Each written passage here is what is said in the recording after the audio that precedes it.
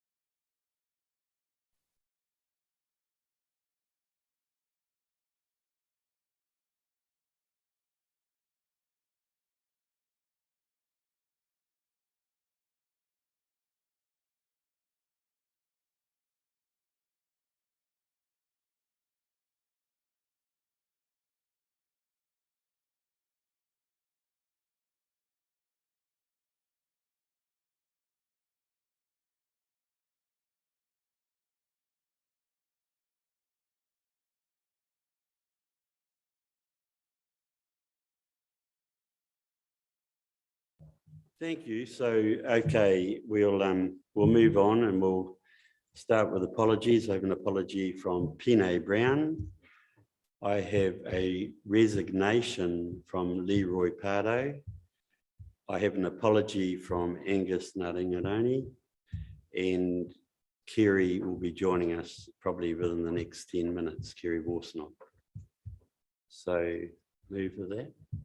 Yeah, thank you, Shannon, Larry, thank you very much for that. Confirmation of non-confidential minutes is at the 10th of February. Thank you, Larry. Thank you, Shannon. So we move to the action sheet, which is on page 8. And any feedback or comments around that? I should welcome Your Worship the Mayor and CEO Nadine to the meeting too.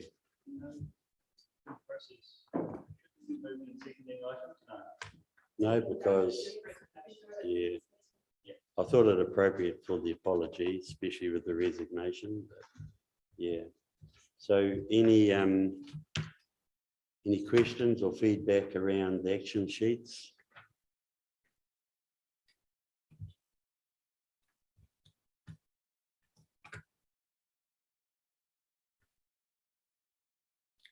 I hear none. I see Kerry coming. So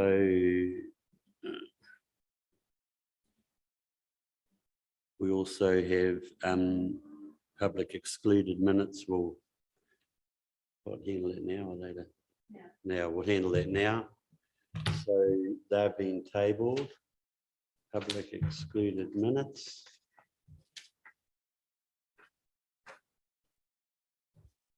So we're not, are we moving and seconding? No, we're not doing that. So, no, everyone's had a chance to check them. Okay, so we're just going to move on as we don't have a quorum. Welcome, Councillor Worsnop.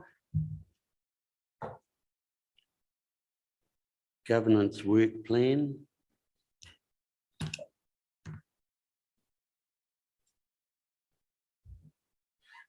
Page 9.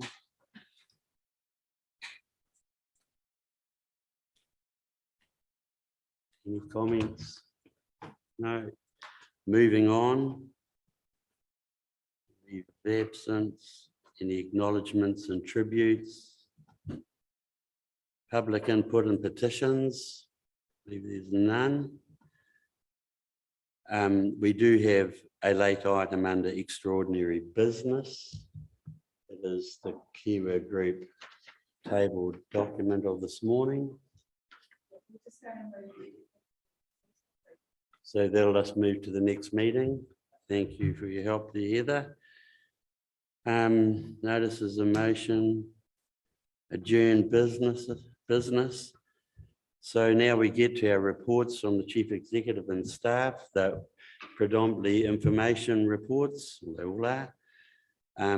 So Neville, I think it's you with AUD, or was it, I believe we've got Dave and Rachel on Zoom with us. Yeah. Who will this report be via?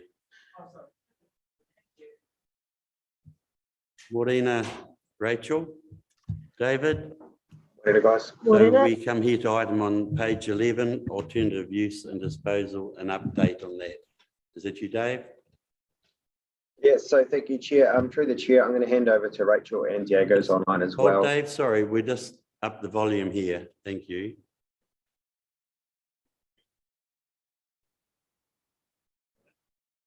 Try that, Dave. Is that okay? Can you hear me better now? Thank you. Yep. So morning, everybody. So I'll hand over to Rachel, and we've got Diego online as well to talk through a bit of a presentation around the work that Beck has undertaken on behalf of Council, looking at the alternative use options and some of the things that the committee had questioned around. Where could the water go? What's the sort of land use underlying across the district and those things? So I won't steal any of Rachel's thunder. I'll pass over to them to talk it through for you guys. But yeah, happy to take any questions on it as well. Great, thanks, Dave.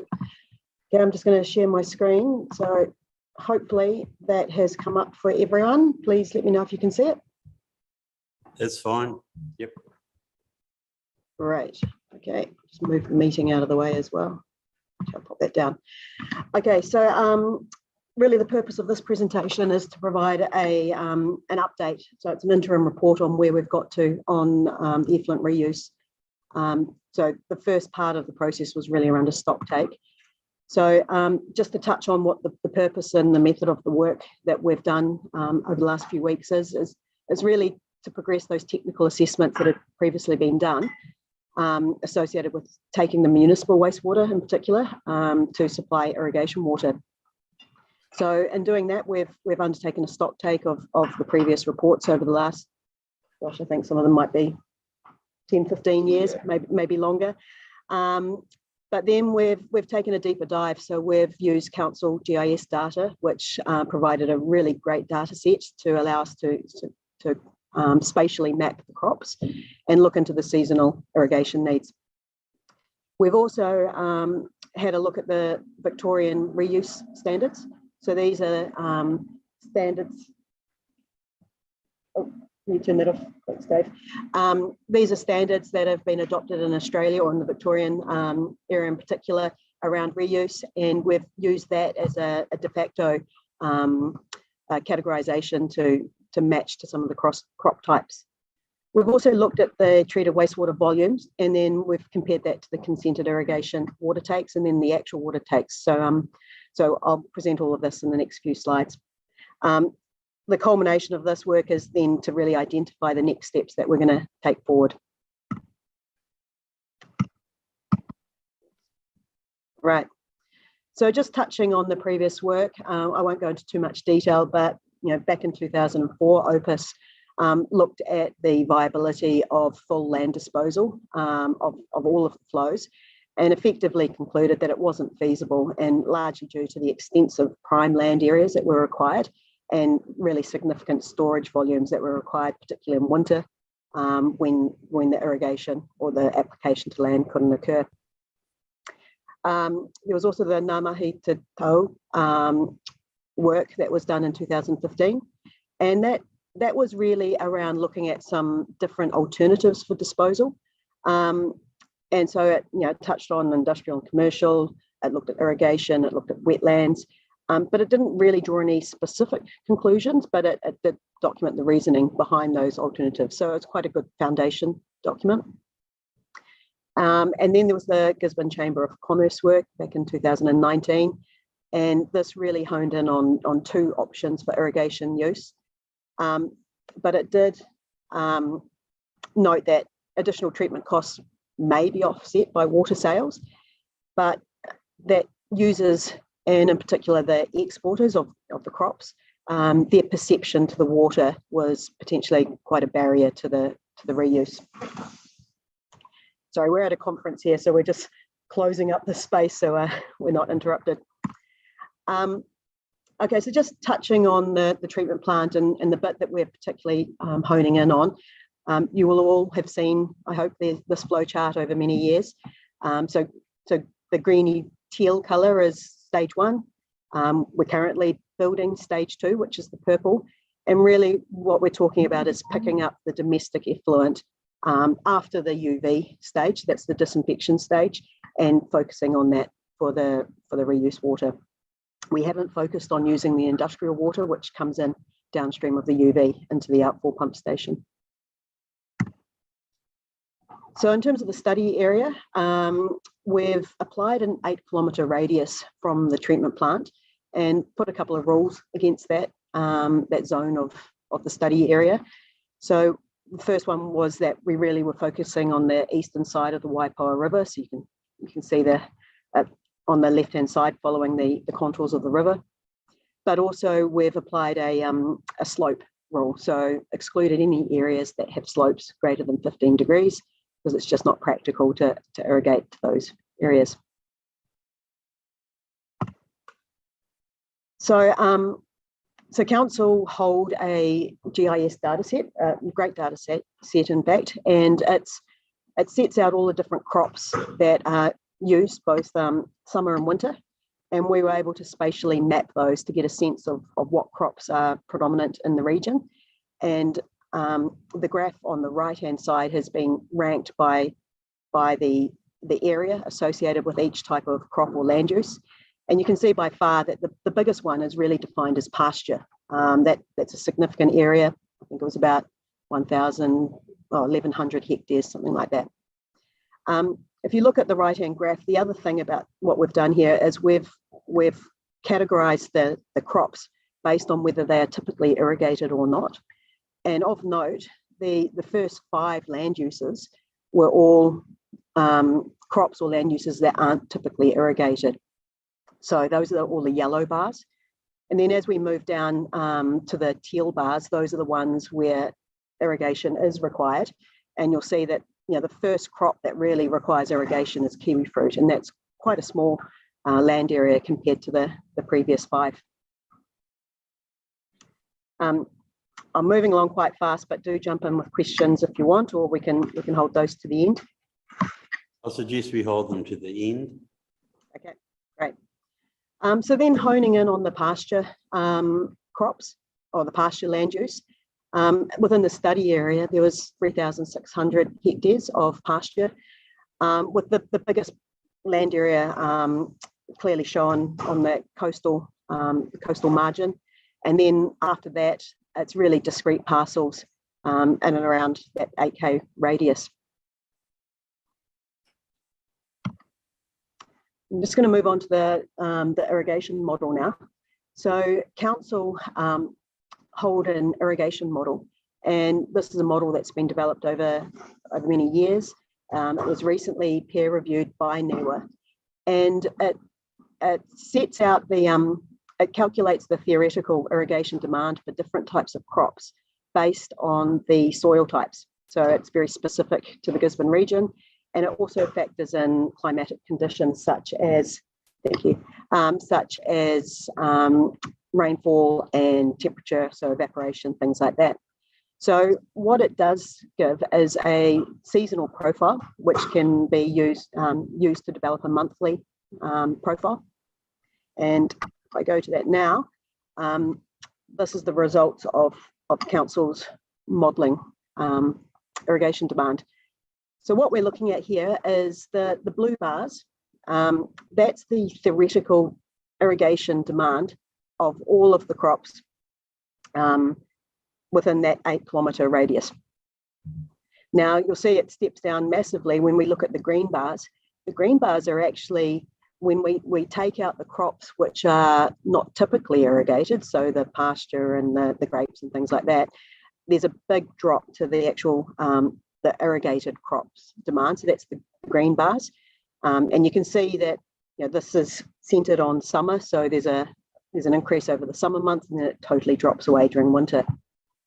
The purple bars are the monthly wastewater volumes, domestic wastewater volumes from the treatment plant. And you can see they follow a more consistent pattern with a little bit of a dip in the summer months with the dry weather, and then a slight increase in the winter months. So just kind of honing in on that a little bit. So this table shows the difference between the domestic wastewater that we're producing at Banks Street, or treating, I should say, not producing, which is, if we look at the annual volumes, we're talking, let's call it 5.3 million cubes a year of wastewater. Now, the actual annual consented water takes from within the study area is 2,800 cubes, 2,800 million, 800,000, sorry. So that's significantly lower than the volume that we're actually treating. But what's also really, really interesting is that the water consumption within that area, so this is the consent holders, they have to report their water take, and what they're reporting is a much lower actual take from what is consented. So that's really down in the 420 to 480,000 cube a year. So the real conclusion here is that the wastewater annual volume is twice the consented limit for water takes within the study area, but it's actually about 12 times the actual water take by the consumers. I'm now going to move on to the Victorian guidelines, and this is a really busy slide, so I'm not expecting you to take on board all of the detail in the tables. But I think the key thing with the Victorian guidelines is we've used that as New Zealand doesn't have a water reuse standard or guideline of its own. So we have to look overseas for what they're doing. And the Victorian guidelines provide quite a practical and pragmatic structure to classifying the waters. What's also of note is it has recently been updated, late 2021. So previously it had 4 classes of water, so class A through to D, and they've just recently dropped D from the reuse standards. So just talking about the different classes. So class A really is treated to a very, very high level. The standards are very much based on minimizing exposure risk. So class A is typically could be used for things like leafy greens. So things that can be consumed raw and therefore has to be treated to a very, very high level, so there's no risk to human health.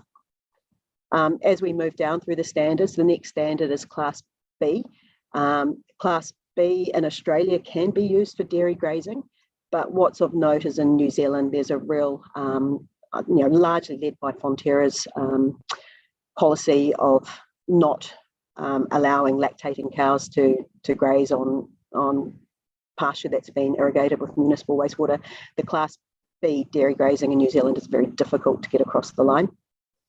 The next class down is Class C. So that's where you're starting to get into your crops like apples and kiwi fruit and citrus, where there's a separation between the ground, I guess, where you're growing the crops and the actual crop itself, or a lot of those crops might be cooked.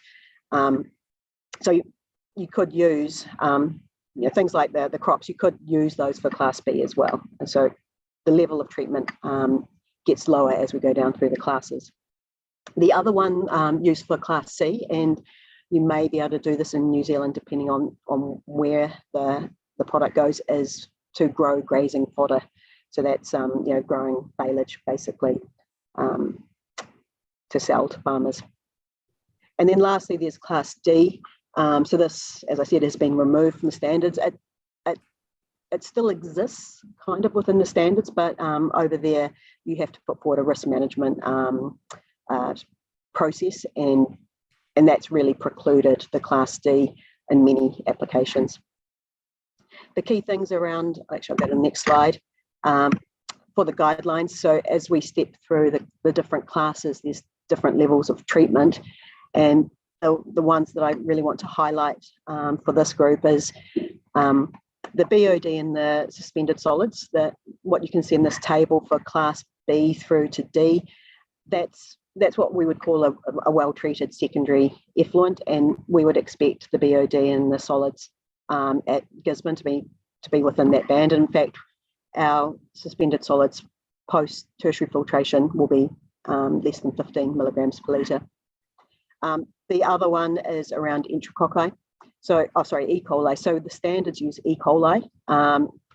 Within this table, the Gisborne consent is based on enterococci. It's a different pathogen, but they're quite similar in terms of their concentration. So we've applied that as a proxy for E. coli at this stage. So you can see that with our consent, we need to be below 1,000 enterococci. That's going to be closely aligned with the Class C water. The other aspect that comes into the guidelines is around virus reduction. So this is the pathogen log reduction that you can see in the table. And there's three main pathogens that the standards focus on. So helminth, protozoa, and viruses.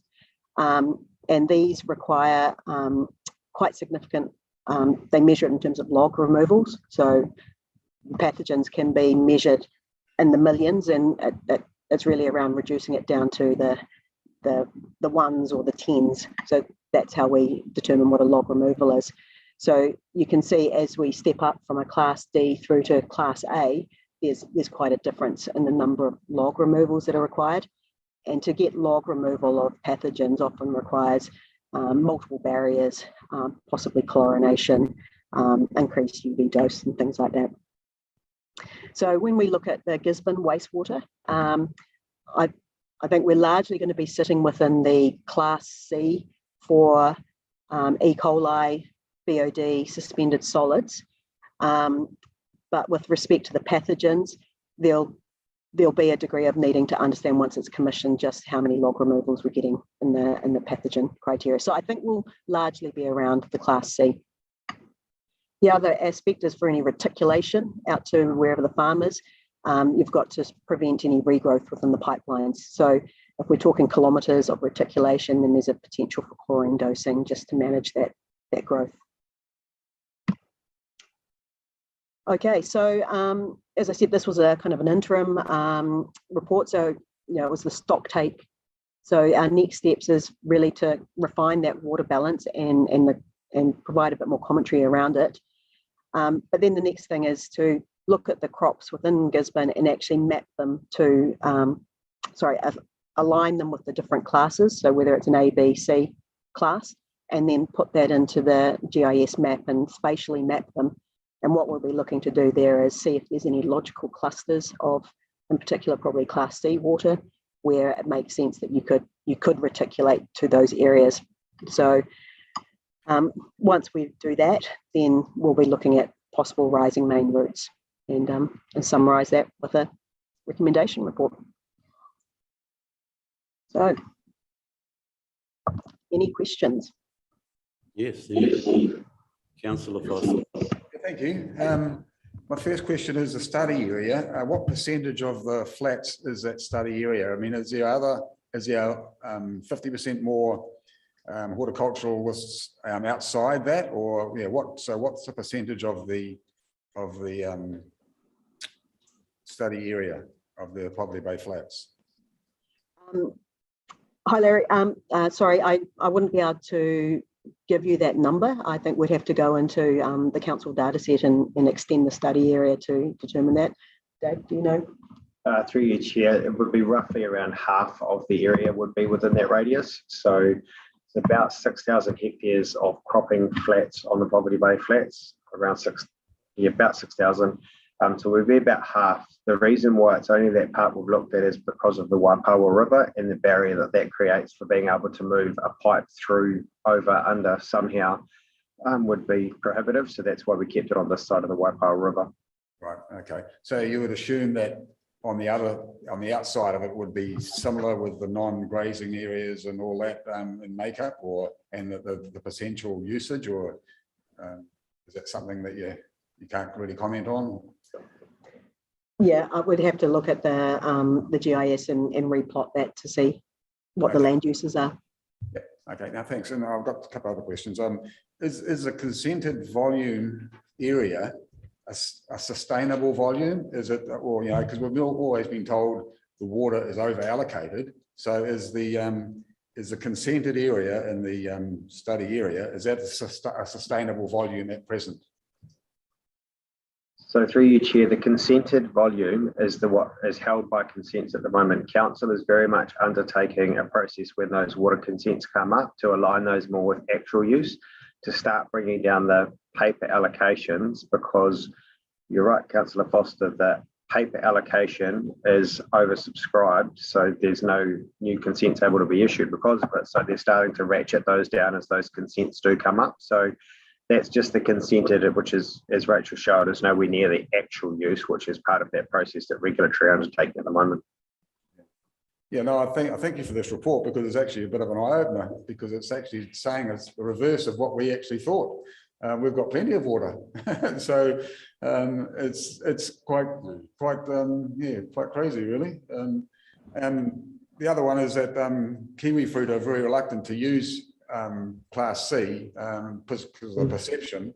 Is that, and same with apples, I guess, and a lot of the other crops. How do we change that? Is that at a national level? Through you, Chair, we've asked, and we're waiting for letters to come through from some of the big producers to definitively put their stance on the reuse of wastewater on their crops, so that we can present those to the committee once we have it in writing. They've pushed back to the national guidelines, which it's Zespri that have their guidelines for what they will allow to be irrigated onto their kiwi fruit, which expressly prohibits the use of treated wastewater on kiwi fruit at the moment. And as Rachel said, Fonterra do as well. And then some of the other big producers have said no, and we've said, can you tell us that in writing and why? And how can we change that position? So it is at a national level that would need to be lobbied. If I can just jump in there, as the writer of the Chamber of Commerce report, pulling that together, I know around Taupo that, like for dry stock grazing, it's fine, but it's the milk issue, obviously, with Fonterra. Councillor Warsnop. Yeah, I just want to clarify what this shows is not that we have plenty of available irrigation water, because we do still turn off frequently. We do still hit our limits in terms of water flows, and everybody has to stop using the water. But what it does show is that we consume as a city far and dispose of far more water than we could ever potentially use if we were to just replace the entirety of the irrigation water being used within the area that is being studied. But I think I guess my question is, to that extent, to what there is an opportunity potentially to consume less water if we were to reuse some of the water within industrial processes potentially. Obviously, we can close some of that gap if we are using less to begin with. And also, I think presuming that pasture will still be there as it's rapidly being lost to other land uses at the moment. It's not the highest and best use on the Poverty Bay Flats. So even if we, I guess, even though there's quite a lot of it, I think that assuming that we can dispose to those areas, possibly that won't be the case going forward because land use is occurring at such a high speed. So I'm not sure how the report can capture that, but I guess it was just a point that I noted when I read the report. But yeah, my question really is, to what extent is C able to be put back through potentially displace freshwater use and commercial use? Sorry, that was a mangled way of asking a question, but yeah, that was it. So through you, Chair, part of the wastewater treatment plant upgrade is that we will be reusing the water, as the committee's aware, and we'll be using it for washing down our plant. So we want to be able to show that it can be used for a number of purposes once it has gone through that treatment system. Very much want to take the approach, build it, show that we can do it, and then start getting other people to jump on board and be able to use that for industrial processes too, because everyone's like, great, when are you going to have it for us? How clean is it going to be? What's it going to look like? We need to be able to show the volume, show that we can use it, show the practicalities of it, so we can then start plumbing people into it effectively for them to be able to use. Particularly, there's some options around coolants. There's some big options where we can use significant volumes of it in industrial, but still nowhere near the level that we need to for what we've got coming up. So that very much is around, well, what are those future land use changes? As you talk about, Councillor Borsnott, how do we make sure that we're front and centre in any discussion to help enable that change or look at what that water can be used for going forward? Just supplementary to that, if water was made available essentially free of charge, which I'm not proposing that we do, but you would have probably no trouble disposing of it to pasture, because you will grow 2 or 3 times more pasture under irrigation. The question then becomes the economics, and to what extent can a land use like pasture fund the infrastructure necessary? And that's where you get into questionable territory. Will the report look at I guess I noticed there is reference to, the economics, etc. How granular will that be?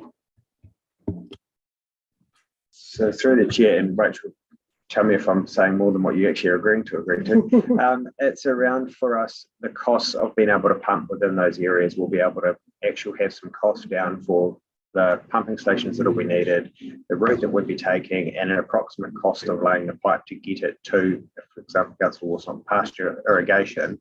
We'll know what the upfront capital costs are from that to then be able to run back, well, then how do we charge for that? What does that look like? What's the ongoing costs of? And they are not insignificant costs. The power to run the pump station, for example, those things going forward, that will be part of that detail. We'll be able to give at a high level going forward to help inform the next steps, which may be who wants to start partnering to use it, what sort of costs are we talking, how will we charge for it, those kind of things. Yeah. Hey, thank you so much for this work. It's exciting to see. I can't wait to see the final report, and thank you very much.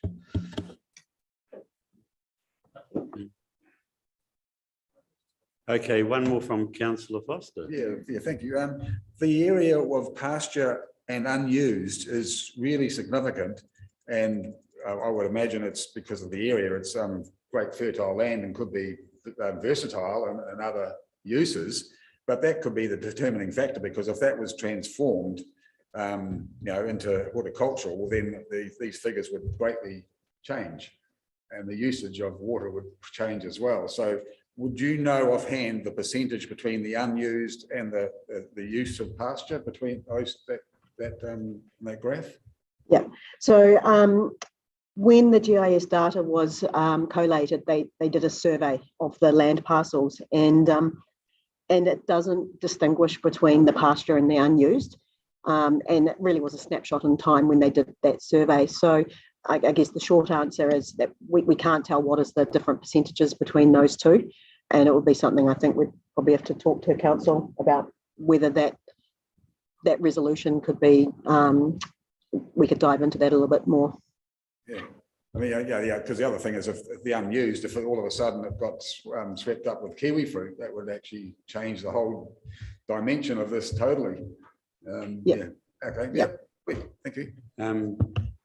Nadine, Through the chair, just if you're interested, Councillor Foster, we do have on our website the crop surveys that are done annually, which gives you a real good breakdown around the mix of the Poverty Bay flats in terms of the use there in the crops.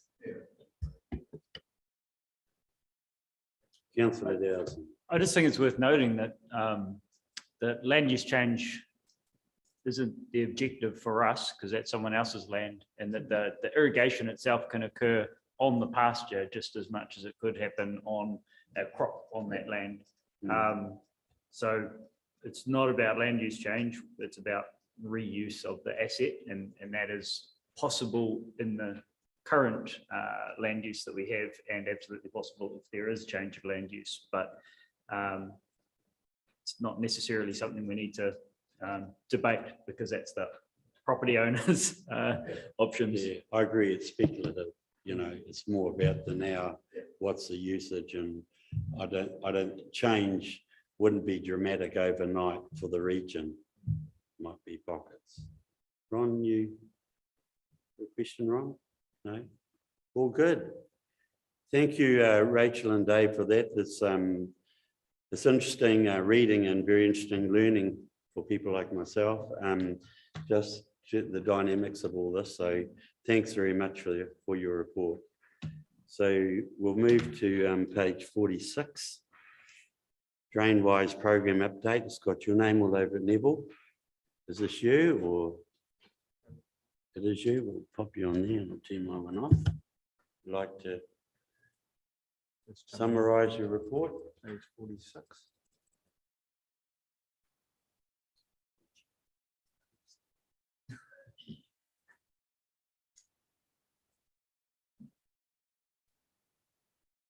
Sorry, I'll be with you in a minute. I think the main items within the DrainWise is really the current progress we're making. And I think if you have a look that we've actually removed 10 down pipes going into gully traps. Now, what we would normally experience is 4 down pipes into gully traps and a catchment would inundate it. So it kind of gives you a perspective that while it sounds like a small number, it's actually the effect of it is quite substantial. And what we are actually doing now is we've moved to a program that we aren't just issuing notices to rectify. We're actually going in there and actually we're doing the repair in conjunction with the property owner. So we're providing low cost solutions, but also technical support around it. And we are actually now putting the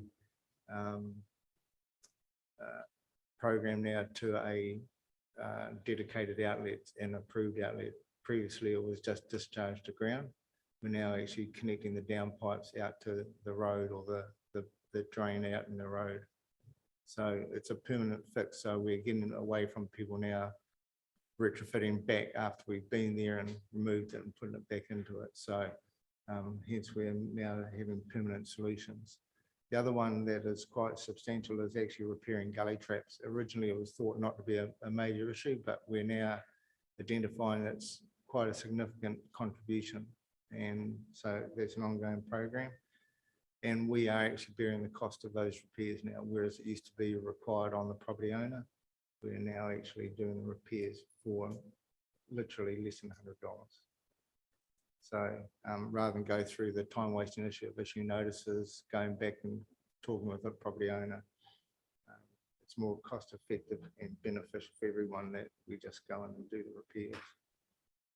The public drains and private property issue is we've had a number of delays during the COVID and loss of staff around that, but we are actually have got most of this year's program now designed. We have actually completed one of the stormwater upgrades on private property, and we've got 5 others about to go out to tender. So while the construction will probably be finished in next financial year, we have applied for a carry forward of those funds, so the benefits won't be lost.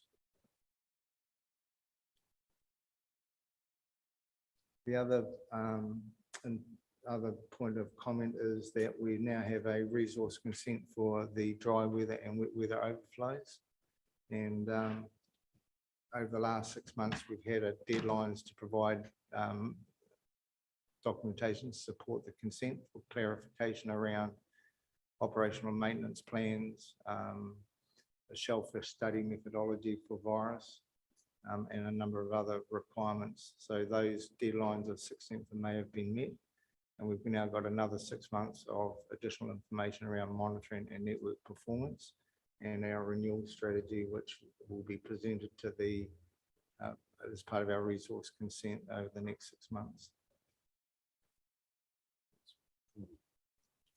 Thank you. Any questions of Neville? Councillor Foster? Questions today. We've had some pretty intense rain, the most intense rain we've had for a very long while over the last 6 months. Has there been any other areas that have kind of indicated that there needs to be work done on that area that's new to what we've been expecting? You know, like we've got Kaiti and Whataupaka, which we've been looking at, but is there any other areas that have really highlighted the need for more investigation on house to house? I think it's highlighted the fact that we're still really concentrating on Kaiti and Whataupaka, because originally when the wastewater model was set up, there was a lot of monitoring right through the network, and that monitoring identified the most at-risk areas. So hence we're maintaining those areas where we've already been shown physically that there are overflow issues or water getting into gully tracks or downpipes. Yeah. So there hasn't really been a change, but I think the last rainfall event has helped confirm some of the areas. So even though they are still being focused on Kaiti, we actually did identify an additional area within the Kaiti catchment that we weren't aware of with regards to flooding. Yeah. And some of it can actually even come back to maintenance, whether you've actually maintained something as well. So we've managed to pick up a couple of items where we haven't maintained something. Right. And one of them is the Karakia Club up Brentney Road. There's an open drain that actually runs to the back of those properties, and that hadn't been maintained, had been overgrown and wasn't visible. Oh, okay. Right. So once we identified an area, we investigated it more and were able to identify a drain that hadn't been maintained. So those are the opportunities when these rain events happen that we actually get out in the field and actually see it on the ground. Unfortunately, they are few and far between. Hopefully that's the case going forward as well, but they are the opportunity for us to actually cement our views on what needs to be done. Oh, great. Yeah, no, thank you. Good report, and good to see you. And obviously, when we get the intense rainfalls, the gap between having to open up the scours is getting wider, so that's a longer. So that's an indication that the work that's happening has been productive and working. Yeah. The other question is free waters, the reforms. Is there any guarantees that your program is going to be continued under, or if you had any indication that your program is going to be continued under a new regime? Later in the meeting, There's a later report. Councillor Wilson.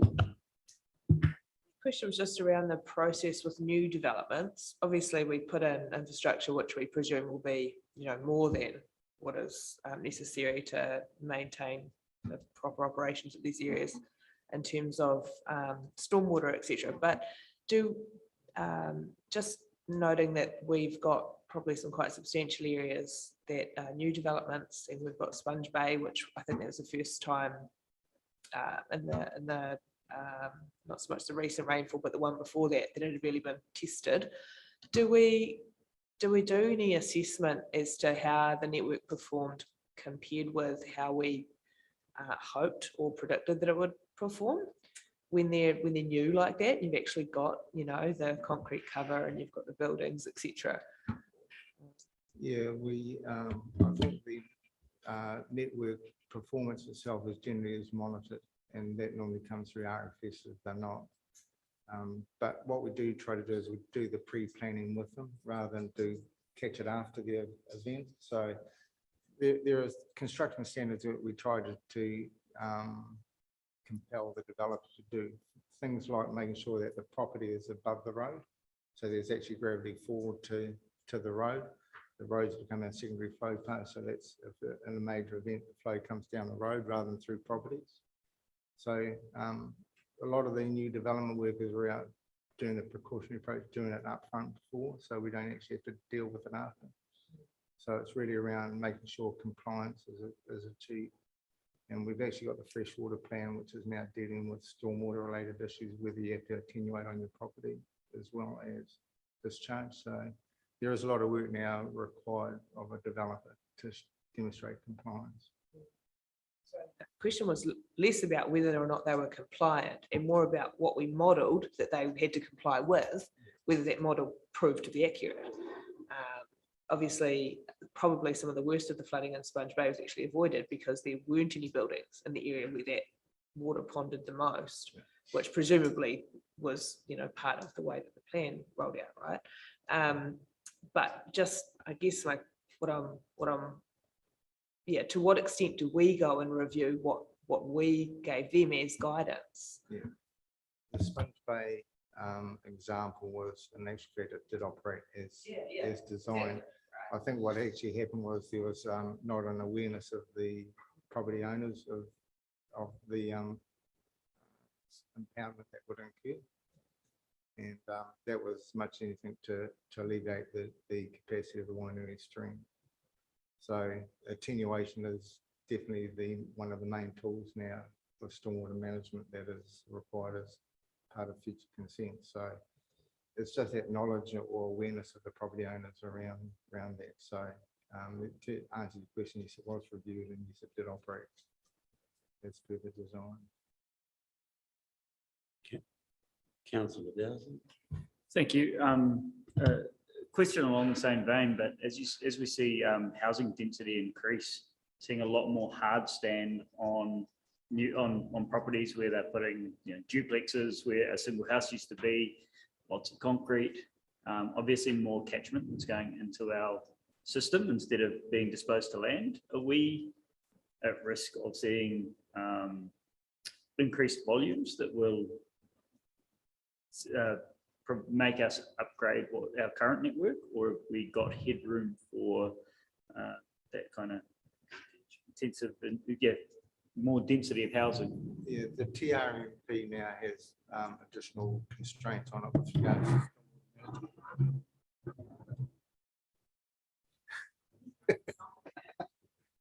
it didn't fall off, so that's a good thing. So what it drives is duplexes would require on-site attenuation. So they have to demonstrate that they're not adding to the network, that they're actually staying in the current status. So the one area where we're hoping to address as part of the TRMP review is in actual fact paved area. It's probably an area we don't currently have enough control over to ensure infiltration into the ground. So that's definitely been a focal point for the TRMP review. A couple of duplexes with a couple of extra car parks, and you end up with a concrete yard, not a grass lawn anymore. So that's right. So those would actually have to demonstrate they attenuate their flows to what they were before they actually built it. Which so requiring catchment, requiring a tank or something along those lines to. That's right. Slow. Okay.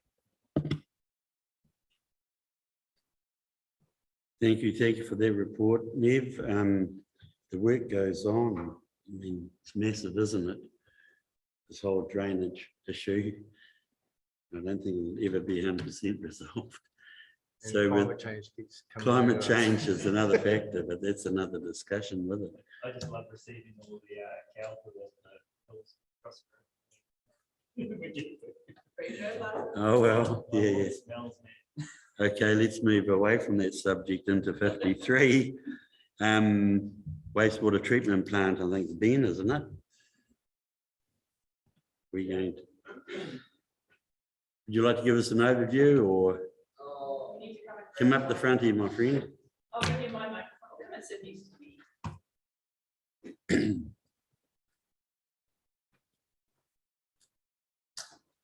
Looks like great progress with this. Pictures. Over to you, Ben. Right, morning everyone. Yeah, so I guess I'm the new John Tarmore, and it was the new Drew Williamson, so I'm number 3 now. But now look, things are chugging along really, really good. They have been a little bit slow on site due to COVID, and not necessarily not necessarily them catching their own viruses. It's sort of supply chain problems and people not able to actually get to work outside of their team. Hang on. And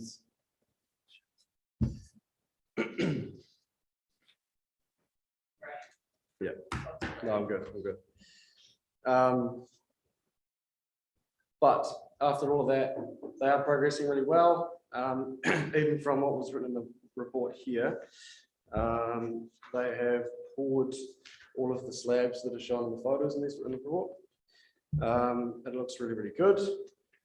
And the clarifier is standing on site very strong, very tall. It's massive. So this is, as you probably know, there's only 2 of these in the country, and the other one I think is in Auckland, the aluminium smelter.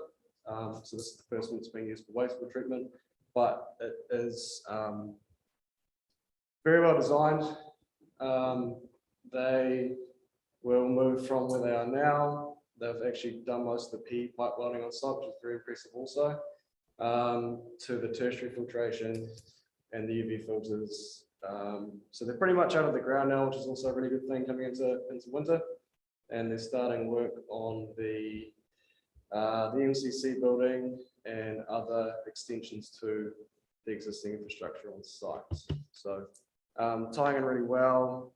They are looking at we will have the construction completed by the end of this year, rolling in through cold commissioning, trial operations, hot commissioning early next year. But all looking very promising. Very happy with the team they've put together. Thank you. Councillor Warsmith.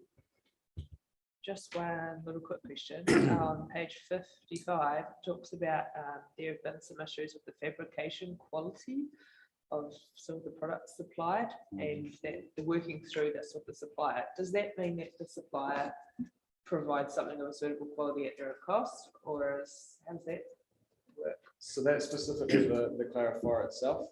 Okay. And when we say the fabrication issues, they are minor, but what happens is it's a principal supplied product, so the council did an early procurement process and secured that product. And we've now passed it on to the contractor to install. If they start coming across too many issues, there's pushback to us and we have to go back to the supplier. Yeah.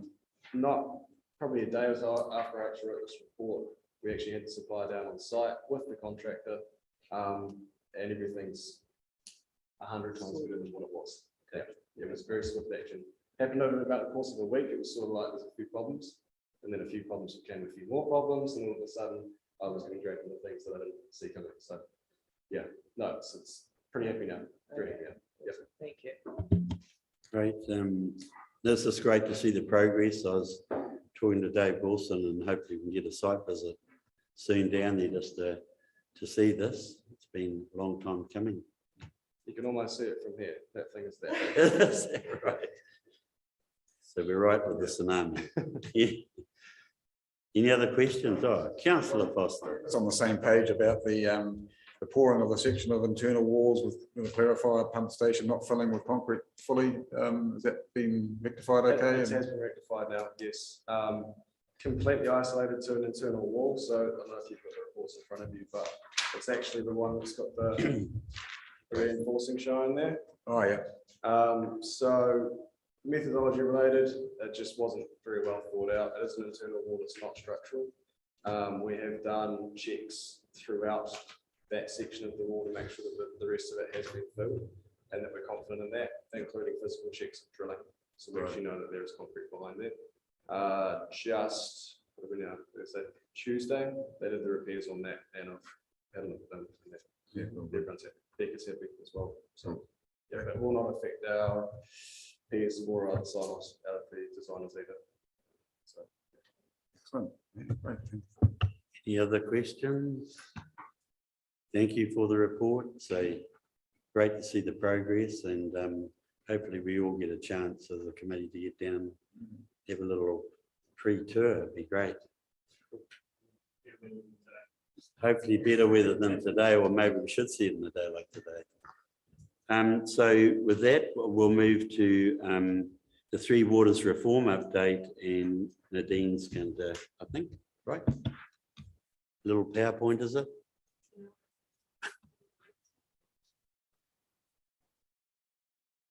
What day? Who is it? Oh, So Yvette is project Yvette. managing our transition to for the Three Waters. yeah. Hi, Yvette. Over to you. Oh, kia ora tātou, from Taranaki here, in my 11-year-old godson's bedroom, thanks to him for the loan of his desk. I've got a few things to update you on. I'm not sure how much you've had in terms of information about this, so I'm just going to give an overview of the entire the Three Waters really briefly. So you'll understand that the intention of government is that we have particularly better water quality for drinking that stems off the back of the Havelock North inquiry, and the government has invested a sort of a massive amount of money in terms of understanding the issues with water of the Three Waters over time, and that their goal really is that better quality drinking water, better environmental outcomes, better cultural outcomes in terms of bringing mana whenua into the mix for governance of water, and also probably quite crucially flowing on from that is fast tracking and building the infrastructure that's needed for the Three Waters. There's been a little bit of a deficit in that. Overall, their projections are that they can, through their reforms, they're aiming to provide much more affordable, by 2050, affordable delivery of water services across New Zealand. So we're a long way from 2050. So we'll see what happens with that. But the important thing to note really is that it's a government-driven initiative. It's not driven by council. There are, I think, 31 councils at the moment that are still sitting in the communities in the opposition camp for this, but the government is boxing on. There are three really core parts of the reform that they've identified to date. The first one was the establishment of a standalone drinking water regulator, and that was completed and enacted in 2020, and Taumata Arawai became live in 2021 March. So that's been underway, and Dave and his team have started working through that group. They're developing water quality, water standards, and a whole raft of other things. There are the second part of the element of the reform is the establishment of the delivery of water services through 4 new water services entities. I'm just going to show you the picture. I'm not sure if you've actually seen the seen this image yet. These are the entities. Water Service Entity A is Northland and Auckland, and we are this dark, or this mid blue. Obviously, it's a huge area. It incorporates obviously Wellington City with its myriad of issues that have been made national news, and Hawke's Bay, but also the top of the south as well. So it is quite a large entity. I think there's 26 councils involved in this, multiple hapu and groups, many more than that. So it's quite a large area, and that's what they're proposing, is that it's those 4 entity groups. The role of those entities is to manage the water services and operate the networks on behalf, and that's for drinking water, wastewater, and some parts of stormwater. Importantly, the parts of stormwater that will be included in that are not yet finalised, so to speak, because stormwater networks, particularly in rural areas, often are part of drainage networks and also part of the catchment management for those areas. So it's a very grey area. But we have David Wilson on that group, trying to make sure we get a good outcome for Te Tairāwhiti.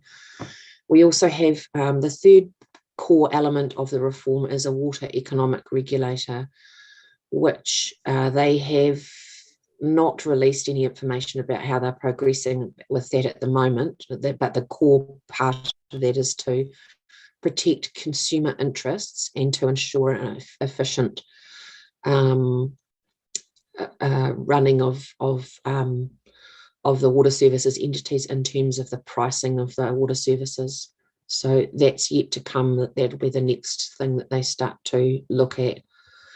So just what have they done so far? They have established Taumata Arawai. An important decision was made in September last year that the water services entity became a mandatory thing. So no longer could councils opt out of it. So they've released an exposure bill around that time as well, middle of the year last year, that was trying to sort of put an initial proposal forward for what those water services entities would look like. A national governance working group, which had council representatives and mana whenua representatives, did a detailed report on that, about the governance of those water services entities, and have provided quite a solid list of recommendations to the government. And there is a council report that outlines these, that if anyone is interested, we can send you a copy of that. Government recently responded to that and has accepted most of them, which is encouraging. And the water services entity bill will come out in the middle of this year for consultation. In terms of the few sort of steps after that, they are moving quite quickly. And they will be appointing the CEs and the boards of the water services entities probably towards the rest of this year. They will be fully operative by 1 July 2024.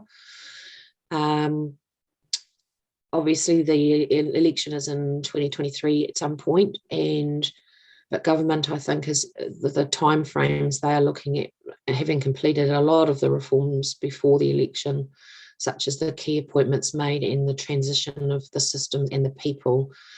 We're doing a lot of work in-house already in terms of identifying people and capacity issues, so as well as digital things, financial arrangements. So there's a lot of work going on. There's been a significant investment by a lot of councils to support the transition already. So the one thing I think that's probably important that for folks to understand is that what the bill might look like. There are some key elements in it. First of all, that co-governance is a really key factor. I want to show you another picture, and I will share my screen again, of what the governance arrangements may look like. This is where we're sitting at the moment. Without having seen the actual bill, this is just a picture that shows what we think it's going to look like based on the working group's recommendations. So you'll see there's a strong co-governance element in terms of that.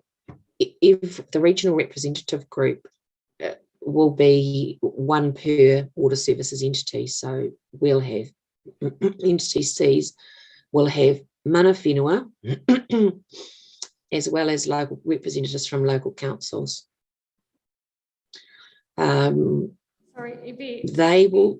Sorry, Evie, can I just in that space, so in terms of the report back that came from the minister to the recommendations provided, The minister was clear that co-governance wouldn't be at that top level. What the co-governance would be sitting in the sub-regional level.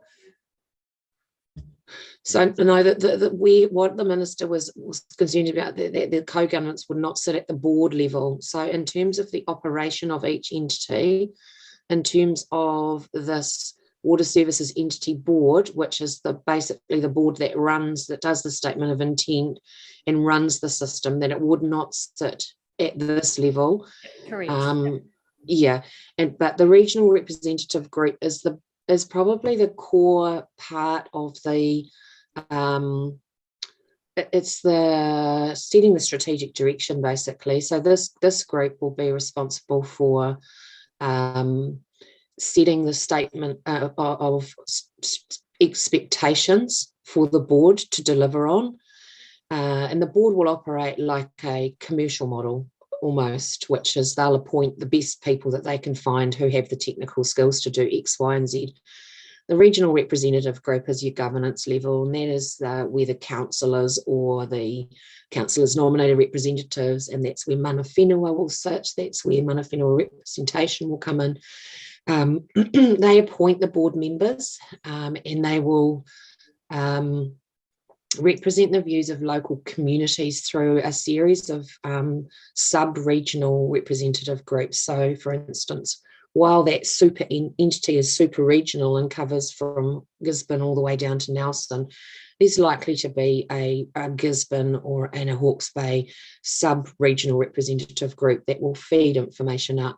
But because, delivery of water services, as you guys well know, is not about just delivering pipes for pipes' sakes. It's about understanding what the needs of the communities are, and how we do that is those sub-regional representation groups will be really important in terms of feeding that information up to the RRG to then put into the statement of expectations around delivery for that board to deliver on.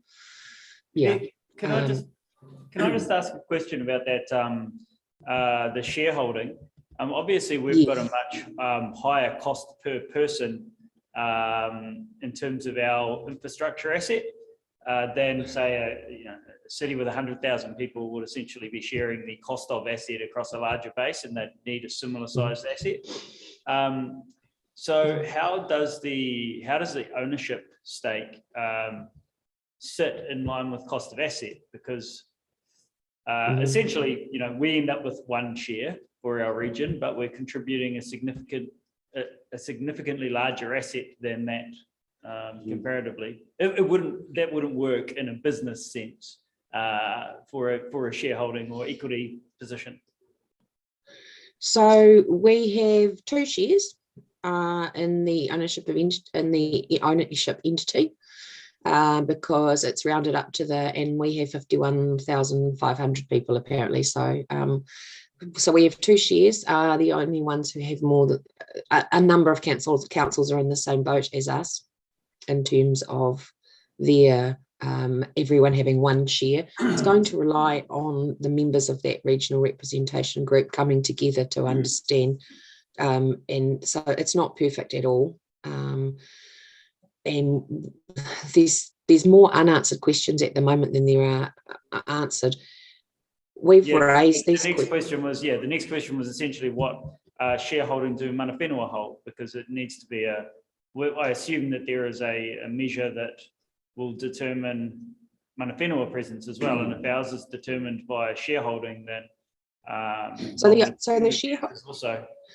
the shareholding is a tool that they have, the working group arrived as a good way to do this, because they were really concerned about assets being sold and privatisation of assets. So the shareholding is a mechanism to protect that from happening. So all of the investment over many, many years from local communities to purchasing and developing these 3 water assets, it's to protect that from sale. You have to have a 75% majority across the regional representative group to actually be able to sell off or privatise any of the assets that are sitting in in that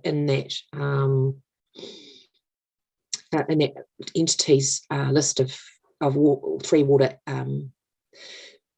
assets. So the councils continue to own, mana whenua and councils jointly govern, if you understand the difference between those two things. I understand the difference. I just, so the shareholding has no bearing on quantity of representation at the governance table. No. So the regional representative group will be determined by a constitution.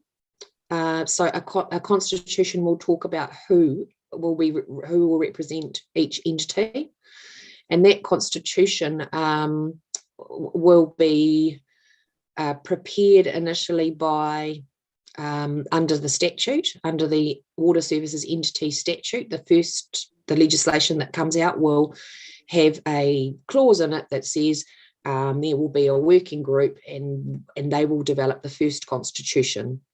After that point, when it comes to the review of the arrangements, I think it's every 3 years, the Water Services, the regional representative group itself will reword and redevelop its constitution, which will, and that constitution will set out all of its functional, how it's going to operate.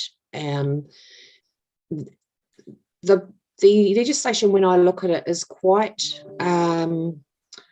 does allow for a measure of regional or super regional say in how things are running, so to speak, at the governance level, not necessarily at the Water Services Entity Board level, but definitely at the governance level. There is enough in there to for the 26 councils and and the hundreds of mana whenua reps to be able to define for ourselves as an entity how we want to run Water Services Entity C.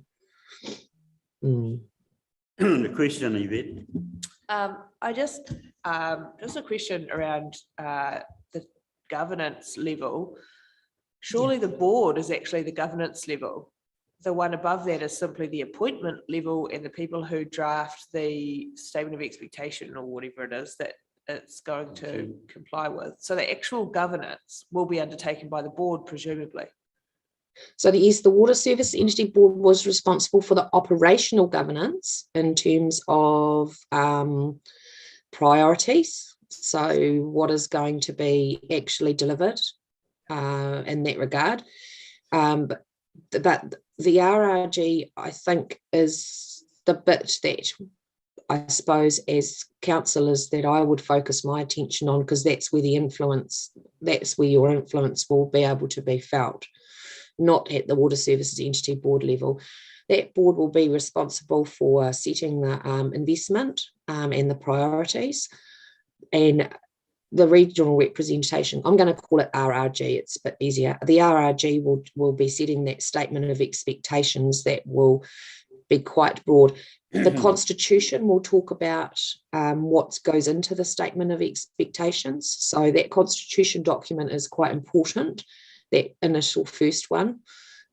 So yeah, that's where in the future, I'm talking about the future arrangements, that's where the councils and our elected reps and our mana whenua will have the most influence in terms of moving forward in Three Waters.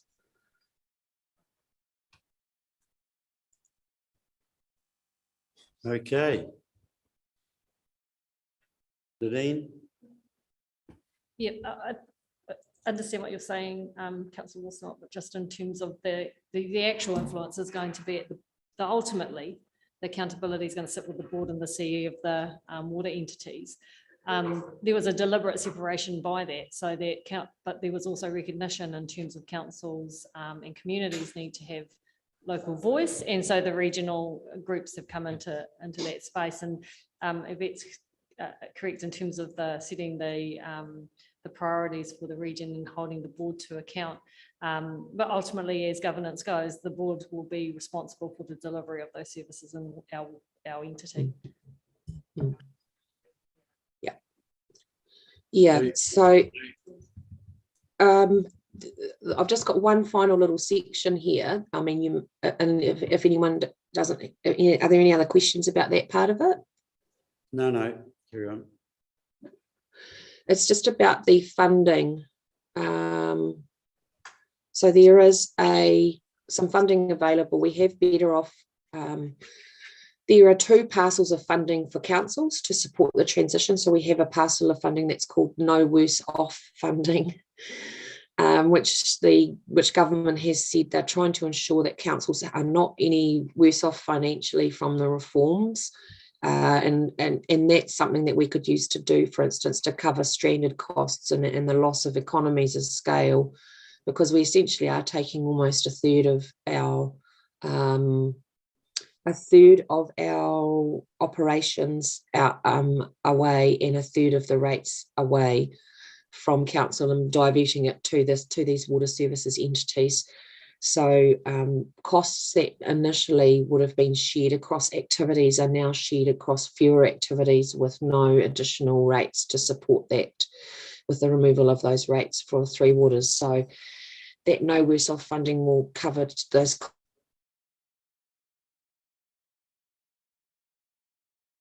Like we might have dropped out or frozen, Yvette.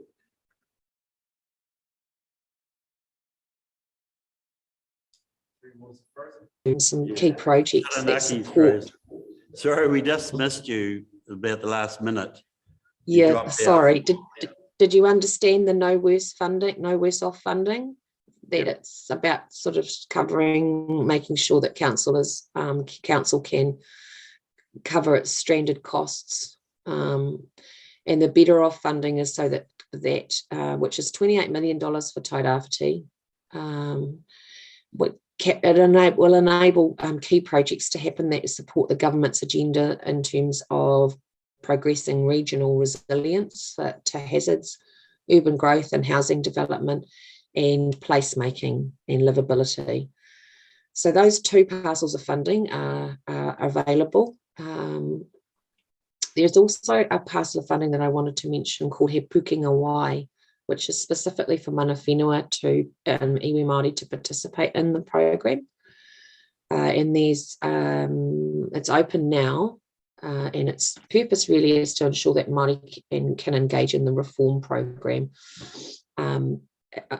Yeah, and I think it's $18,000 per iwi is available. So that information is on the per annum to mandated iwi authority, is available. And that's just they've announced that for this year, and they're looking at further funding into the future as well. So, yeah. Thank you. We have a question from Councillor Foster. Yeah, thanks Yvette for the presentation. It's been really cool so far. And my question is, has there been any discussion about the consumer, about the cost to the consumer once the rates are taken off from our rate demands and then they're put onto the NTTC? Is there any guarantees to consumers that they're not going to be more exuberant than, well, they're going to be dearer than what they are now? And how is that cost structure going to be, quarterly? Has that been defined as yet? Yes, so one of the pieces that we've started now, which we're hoping to get ready sort of by June, July, is an impact assessment on Tairāwhiti. So central government has come out with its, national level. This is what we think we can do for the Three Waters.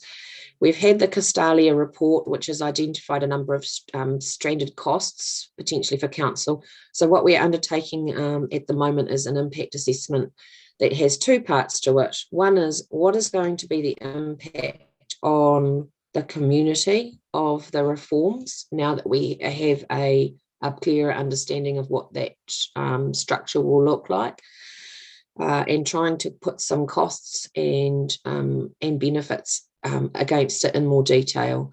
And the second part will be, how does council continue to function, and what does that look like? What is the impact on the council's functioning internally?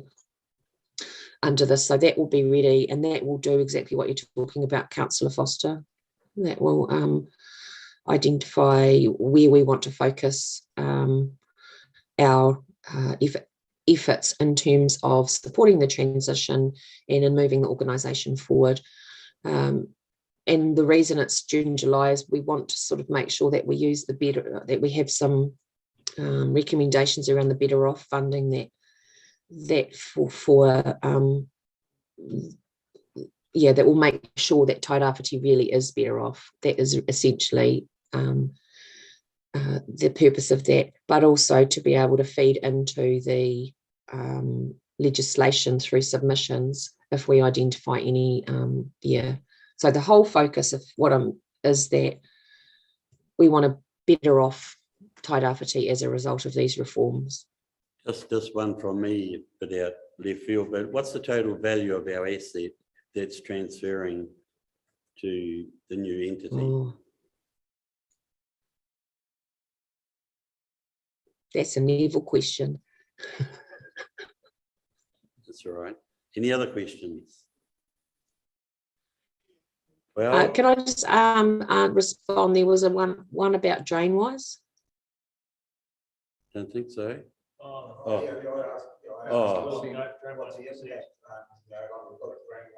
Program. Sorry, yeah, just that we've got a DrainWise program which has been working really efficiently over the last 8 years or so, and progress has been seen quite dramatically from what's been happening.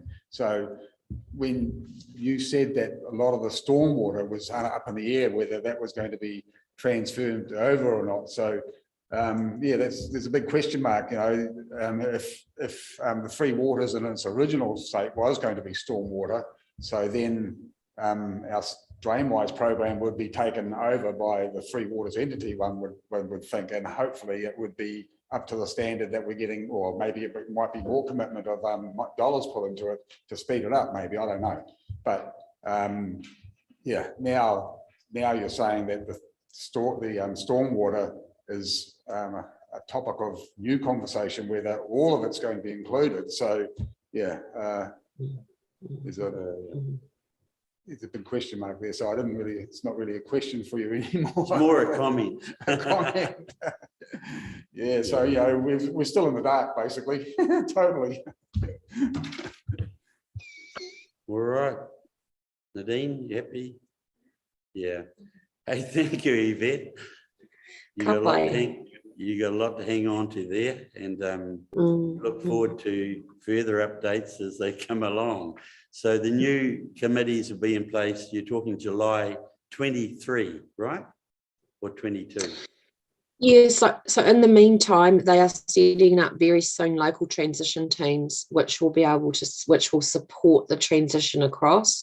And at the CE, Nadine will be on the local transition team to ensure best outcome for this region, and to set up those structural arrangements, because we really have to support our staff through this. It's going to be a period of uncertainty for them.